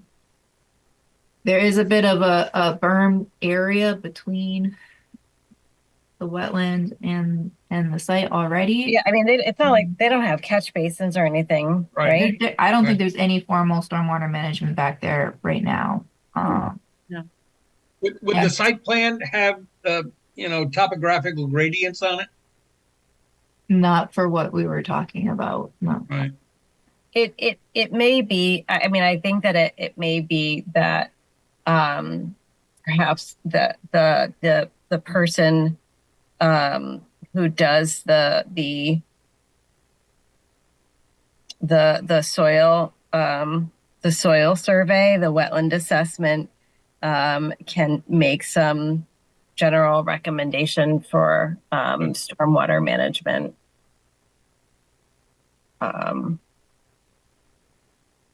Soft, we'll say soft stormwater management. This is Commissioner Begman. When we're talking about stormwater management, are we talking about for the paved areas and the little new tent structure or for the whole property? Well, it's hard. We don't Hard to know, distinguish. because the thing is like, if there's no catch basins, right? And we don't know how it's graded. We don't know how it's engineered, right? And so that's what an A2 survey would do. An A2 survey would tell us how the whole site is pitched and what way the water is flowing and which direction. Assuming that the survey also had. Assuming it had what? Assuming the survey had elevational data. A2 is horizontal, but so yeah, I think what we would be looking for is potentially stormwater management, whether it's quality or storage related relative to any increases in impervious area, essentially. So given that there's no formal stormwater management currently on site and the elevation of the site relative to the wetland, I don't know that there's a whole lot of opportunity for stormwater management system. Right. In balance with the level of activity that has occurred. So that's why I had mentioned potentially the plantings, but I don't want to, at the next meeting say, wait, why don't you have infiltrators? Granted, if the area floods, we kind of already know an infiltrator isn't going to work. So is everyone kind of generally acceptable with pursuing a vegetative? This is Commissioner Papantonis. I have a question because we're dealing with a notice of violation. We don't have an application before us yet, right? So aren't we a little ahead of ourselves? Sure. So this is kind of a pre-application meeting, if you will, wrapped up into a notice of violation. So, nothing's binding, but it is kind of helpful to have this dialogue so that the applicant knows what information they need to submit. So, but again, we don't completely know what we have because absolutely, and we don't know if there's enough space for a vegetative buffer. Right. Understood. So the takeaway is we are concerned about, given the information that we have, how stormwater is going to be treated, and in the application, somehow that needs to get addressed, I guess, is the takeaway from the discussion. So if I could, Dave Resnick here. The nothing has changed. Is where we put our tent, it's on pavement, which was paved over existing busted up pavement. So the stormwater has never changed even since Mr. Rushgrove bought the property. It's been the exact same as it's been for 100 years. Nothing, absolutely nothing has changed. And when we placed that tent, it was just on top of asphalt. It's on with duckbill anchors. It's like a temporary structure, and it's not even into the dirt. It's right drilled into the asphalt. So in no way did this tent, which is kind of a pass-through, it's got soft sides and soft front and back, in no way impeded water flow in any way. I think it certainly looks like there's been a minor increase in impervious area. I think that the approach the commission's looking to take is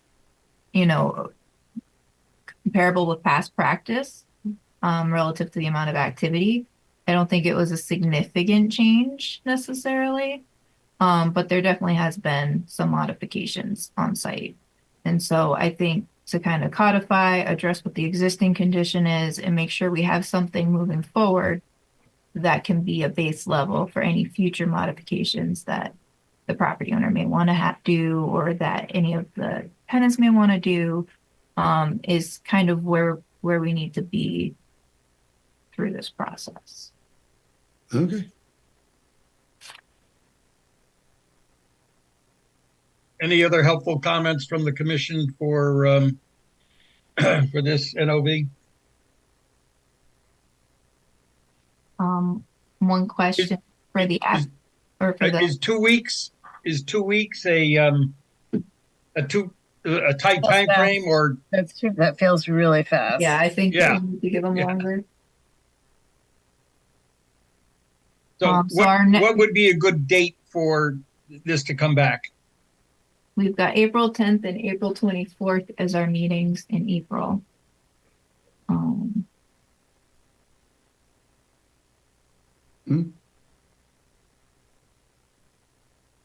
So I mean, the first step is having the property. I mean, I guess I would say April 24th would probably be ideal if that works for the property owner and the tenant. Because we don't know what that boundary mark out is going to look like, so they might have some additional things to respond to that we, aren't necessarily aware of. So it gives them a little bit of time without giving, too much, I think. Does that seem reasonable to the applicant or future applicants? Sure. So, Al, what do you think as the owner of the property? You're on mute. There you go. Al Grove, 80 North Main Street. I might be away that date. I'll check, but if it's Zoom, I could still arrange to be on the meeting. I'm just need a little clarification. I still don't know, like, between now and then what I'm supposed to be doing, because I would hate to drop a little over $1,000 on this boundary A2 survey, and then you come back and say it's not good for me, because then I'm just throwing away more money that I really don't have at the moment. So I'm just want a little bit of clarification of what needs to be done between now and April 20th. Like, what are we proposing? That's all. So actually, this is Commissioner Boda.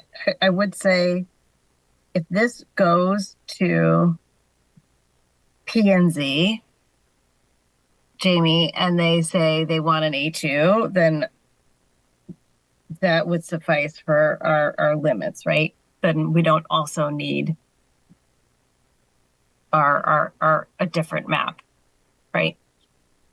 If planning and zoning says they need an A2 survey, right? We wouldn't. A2 survey right. would certainly suffice for. We would still need our wetland assessment, because that's something different. But do we want to give them a little bit longer so that way hopefully there's a town, should a town planner, I don't know what this, I don't know that they'll get an answer as to whether the A2 survey could be waived until they submit an application of planning and zoning.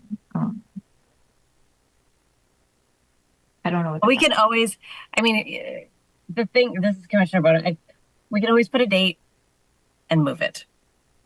All right, so check in April 24th, and if not, we'll discuss where. We can put the 24th now, and if the property owner is looking April 12th or whatever the other date is like, you know what, I haven't heard from P&Z or whomever, this isn't happening, you just scratch it off of the agenda. This is Commissioner Goklowski. We were talking about getting the soil scientist report. Should we just go ahead and request that from the property owner / applicant / tenant? Because isn't that going to come up in the near future, even if we do have an A2 survey? Well, that would all be part of one application. We wouldn't piecemeal an application. We don't piecemeal an application. No, I understand that, but shouldn't he go ahead and start the process? Because he's looking for clarification what we're going to be looking for. I just don't want to. I don't want to wait 2 weeks and then tell him that we have to get a soil sample, and then he's got to wait another 2 to 3 weeks to get somebody out there to test the soil. I'm just trying to move the process along a little bit. So I will follow up after this meeting with a list of the things that we've gone over, including the soils investigation, The mark out of the rear the things that the Inland Wetland Commission has discussed that they want. And then the property owner, business owner can follow up with planning and zoning and then kind of start to form their plan from there. And hopefully we'll have an application and an update at the April 24th meeting. And if not, we'll at least have an update that it's being worked on. And if there are any questions regarding those requirements, I'm more than happy to follow up. I feel like I have a much better understanding of what the commission would be looking for at this point. And certainly anything that should planning and zoning require an A2 survey would satisfy the things that we've been talking about. So. Just. Yes, sir. Oh yeah, Al Roscoe, North Main Street. Just so I'm clear, so if planning and zoning is okay with the A2 stakeout, that means that would suffice for you guys also? Is that what I'm understanding? Correct. As long as there's a sketch of the proposed, of the existing conditions and proposed planting area. Okay. And I'm also assuming you want the soil test done, which I understand is pretty much a given, no matter what. Yes. Okay. Thank you. See you on the 24th. Hopefully. Yeah. Thank you. And just for Right. clarification, that application would need to be submitted April 23rd for review on the 24th, but we can dive into the details. You'll put that in the letter, JB, right? Yes. Yeah, I'll make sure all that information is included in. Okay. I'll rush Grove again. Jamie, I could just contact you tomorrow or Monday or whatever about the application and all that stuff. Sure. Yeah, I'll hopefully get an email out to you tomorrow. So then if you want to kind of try and digest it a bit and then contact me early next week, we can clarify. Sure. Sure. Item 6, application for receipt. We don't have any. We have no agent approvals on item 7, but we have some other business. Inland Wetland 230502, 35 Bayberry Lane, room addition where a deck exists. Second floor addition, which I think we talked about. And then there's a permit modification to allow an additional extension of 3 feet. Jamie? So yeah, a permit was issued for the activities listed under Section A. And essentially they're looking to modify the room addition off of the house a little bit to extend it an additional 3 feet. So let me just pull up some of the materials.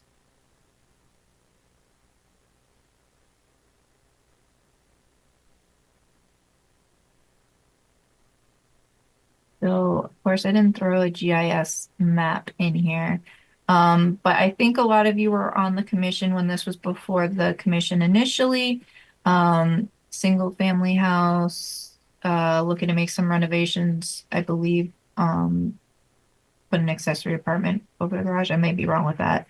But second floor of the garage, in addition, off of the back of the house, most of the rear yard is identified as wetlands, including a substantial amount of the lawn. So I'm not sure whether it makes more sense to start with a picture or a site map, but I'm going to start with the picture, I think. New picture. This is Commissioner Goklowski. I think this was my very first site walk. It may have been. So here we're seeing the back of the house. The deck is where the proposed addition is proposed to go. And over on the right-hand side of the picture, you can see the garage that had the second floor addition. So essentially, they're replacing where the deck is with an addition, and they're looking to bump it out an additional 3 feet. Where my cursor is designated a wetland based off of wetland soils. So it is a unique site and a unique wetland area. Given that it is in a wetland, I cannot review this administratively. So this is the approved plan that's on file. We've got the existing house, the existing garage. The wetland line goes through where the existing deck is, and slightly larger than the existing deck, we've got the proposed addition. Existing deck, 190 square feet, to be removed and replaced with an addition at 237. The proposed modification, we've got the same thing, except it's bumped out another 3 feet. And yeah, and they're proposing this little landing out the, I believe there's a door there. So instead of it being 237 square feet, it is proposed to be 290 square feet. And the additional square footage is within what was designated wetland soil area. So the project engineer couldn't be present, but given the circumstances, I thought I would see if the commission thought it was actionable. If you think that we need representation to review this, we can table it and continue it to the next meeting. Jamie, if go ahead, David. From what I recall and remember, this site was very completely grass area. They had lawn planted all around the property and was meticulously maintained. And I just pulled up street view of the property. It happens to be an old Zillow listing of the property showing the some pretty good area views of the land. And you can see the whole property is covered with lawn. With Jamie Frederick and the wetland agent, I just want to remind commissioners that we should be looking at the record and not going outside of the record to find additional information that the rest of the commission can't see. But yeah, I do have a picture, and the subject area is definitely a maintained lawn area. This is Commissioner Bassman. Jamie, is the deck on tubes as the understructure? No, it is, from what I recall, not a crawl space, but not a pier foundation either. And is that to be extended? Yes, that would be extended. So let's see.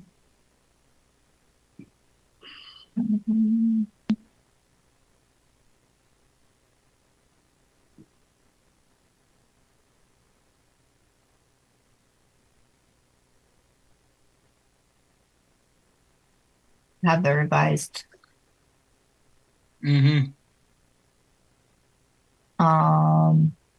But it is my understanding that the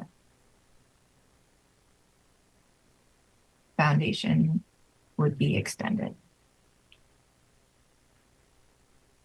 This is Commissioner Bagman. So what we're looking at is an increased square footage of, taking away of that lawn and by making it 70 feet instead of 14, and then adding a little thing to step down on, right? So in terms of impact to the wetland, we're looking at an increase of some sort of impervious surface because there was a deck before and now there's going to be a roof structure bigger than what the deck was, right? So, I mean, you think that's what we're trying to take into consideration, is that correct?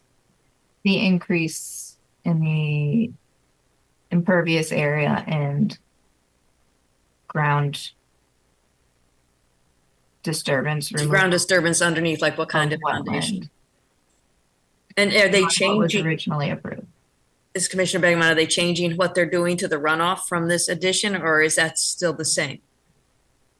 I did not clarify, but I believe that is still the same, and that could certainly be, if you are willing to act this evening, distinguished as part of your consideration, and that if there's any changes that it would have to be reviewed. So previously it was that it would discharge at grade and runoff / infiltrate.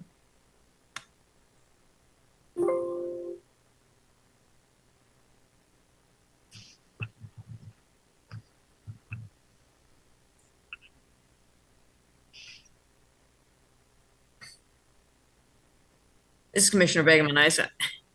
It is kind of strange, right? Because it's a maintained lawn, and we've had I think we've had a few other in somewhat similar. So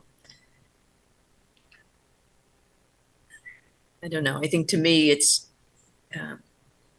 do we need to know what they're doing into the ground? Maybe. Do we, before we approve it, or do we think that it's a small enough change that we could ask for clarification, and I believe that the engineer probably could be present for the next meeting if the commission thought that would be helpful. Yeah, I think it would be good to hear from the individual that's involved what's going to actually happen, rather than try to make a decision kind of in a vacuum here. All right. Anyone feel differently?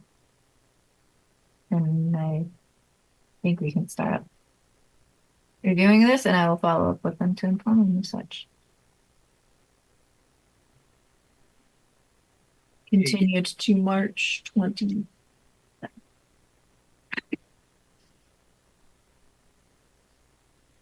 This is Commissioner Vassar. Jamie, had you contacted the homeowner at 35 and he couldn't make it tonight, or? I was talking with the project engineer about this. It came in late, like yesterday.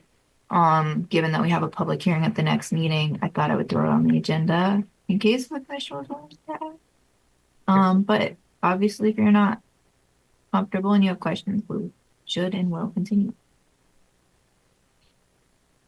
Okay, number 9, correspondence. The cause meeting was held. I understand it was a good meeting, and we have folk that attended that may want to share their thoughts with us.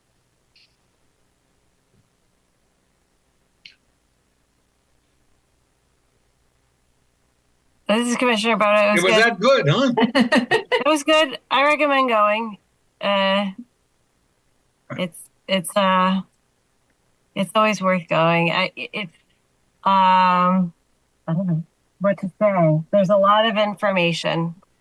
There's a lot of information, and if you, I think, if you're into the kind of research end of it, some of that happens later in the day. It's a long day.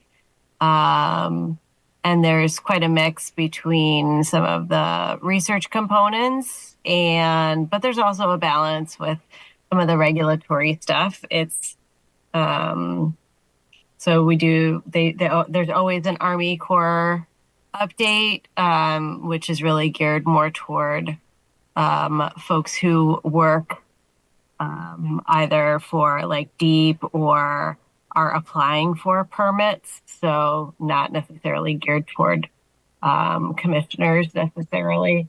But then there's updates but it's always really interesting stuff. So they today are at the cause meeting, they talked about ecological impacts of light pollution. We've got a really interesting update on the emergency permitting that happened as a result of the August storm, and how that all worked, and some of the kind of the processes that then came out of that. And then some of the climate impacts in Connecticut and how we're adapting. So just, it's definitely, it's a nice day to spend and to learn about what's going on. Another interesting one was the Hammock River restoration, the work that's being done for the salt marsh. I always have trouble with, this is such a long name for such a tiny little bird. Salt marsh, sharp tail salt marsh sparrow. The order I always screw up. Salt marsh sparrow. Yeah. Sharp tip sparrow. Anyway. Yeah. Some of the work that they're doing on how to protect that population, which may be up for to be on the endangered species list if they don't get rid of the endangered species list altogether, and EPA altogether. So, And the business, Commissioner Bagman, the businesses that have the displays of what all the different things that they're doing, engineering wise and plant wise, and that's really interesting to see all the organizations. Was there a theme that kind of ran through the conference, or these, individual kind of presentations that really didn't have a wetlands? Yeah. It's wetlands, man. That's it. Wetlands and science, and it's great to be in a room where if you say dirt, 20 people will look at you and be like, "So such thing as dirt, soil." Dirt is a meaningless term. It's great to be in a room full of people that'll give you a dirty look if you say dirt. So relatively little in the subject of legislative activity, or there was go ahead, Jamie. Yeah, let's say. Oh, go ahead, Jamie. So there were kind of, I think, two topics discussed. So the Department of Deep, along with, I think, with Kakiwick, is looking to send out a survey about training, existing training, and what commissions, municipalities might be looking for as far as training in regards to a proposed bill on the topic of mandated training for commissioners. And then we also had an update about looking into fee and lieu type programs for wetland impacts at the state level. So it wouldn't impact anything that, Branford and the Wetlands and Watercourses Agency is doing. But say there's a DOT project, they would potentially be able to do wetland banking or something like that. Looks like Commissioner Boda may have shared a document pertaining to it. So that's something they're looking to put forth. There are a lot of other states that handle wetland mitigation that way. It allows for larger mitigation projects that might be a little bit more comprehensive. It also allows for the mitigation to be done by entities that are designing and implementing the plan rather than a developer that would be developing their project and then, oh yeah, I've got to do this wetland mitigation. So it kind of shifts the focus and burden. There are potential concerns about, making sure that the mitigation isn't displaced. So there was a lot of talk about making sure it's within the same watershed or general watershed. And I'm sure that there will be a lot more discussion about, the pros and cons of that process. Okay. Yeah, the doc I shared out was just my notes. So you're welcome to, ignore our typos. And we have another online virtual conference this Saturday. So yeah, and I think just about everyone signed up for it. That's great. Wait, not this Saturday. Next Saturday. Next Saturday. Yeah. Next Saturday. Sorry. Don't rush things. Yeah, I know. I get my clock way ahead instead of just an hour, I guess. All right. Thank you all. And is there a motion to adjourn? So moved. Great. Good night. Good night. Have a good evening. Night. This program was brought to you in part through the support of the Town of Branford. Watch town meetings and other videos on demand at BranfordTV.org.